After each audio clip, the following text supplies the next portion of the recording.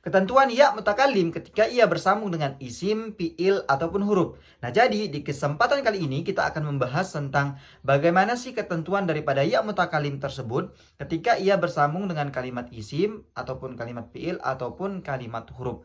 Nah, maka dari itu langsung saja kita akan bahas. Oke, langsung saja kita akan membahas tentang bagaimana sih ketentuan daripada ya mutakalim itu ketika ia bersambung dengan isim, fiil, ataupun huruf. Nah, sebelumnya perlu kita ketahui bersama bahwa biasanya ya mutakalim itu mengandung makna atau mengandung arti lil milki, yaitu yang berarti kepemilikan sendiri. Nah, ketentuannya biasanya sebelum ya mutakalim itu harus berbaris bawah. Itu ketentuannya atau rumusnya. Oke, sekarang yang pertama bagaimana ya mutakalim itu ketika ia bersambung dengan isim.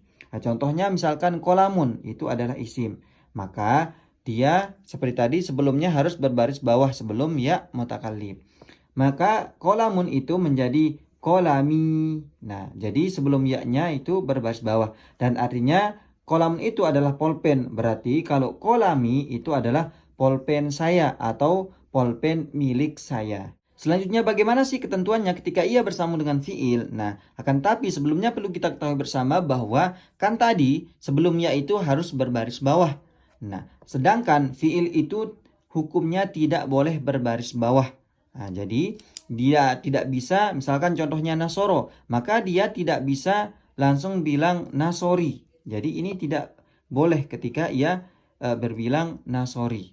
Nah, jadi bagaimana solusinya? Jadi harus ada namanya nunul wikoyah. Jadi nun wikoyah ini adalah nun penjaga atau nun penyelamat. Penyelamat atau penjaga dari apa? Agar penyelamat atau penjaga dari fiil itu agar ia tidak berbaris bawah.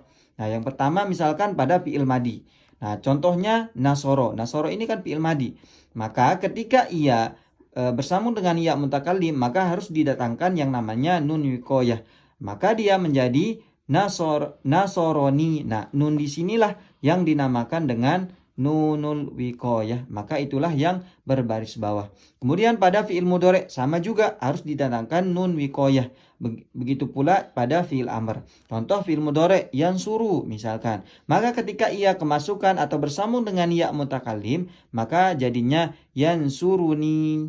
Nah, kemudian juga fiil amr unsur, maka harus didatangkan nun juga unsurni. Nah, inilah bentuknya ketika ia bersambung dengan fiil. Jadi harus didatangkan nun wikoyah agar fiil itu tidak berbaris bawah. Dan bagaimana sih ketentuannya kalau ia bersambung dengan huruf? Nah, jadi kalau dia bersambung dengan huruf, maka harus didatangkan nun juga. Seperti tadi,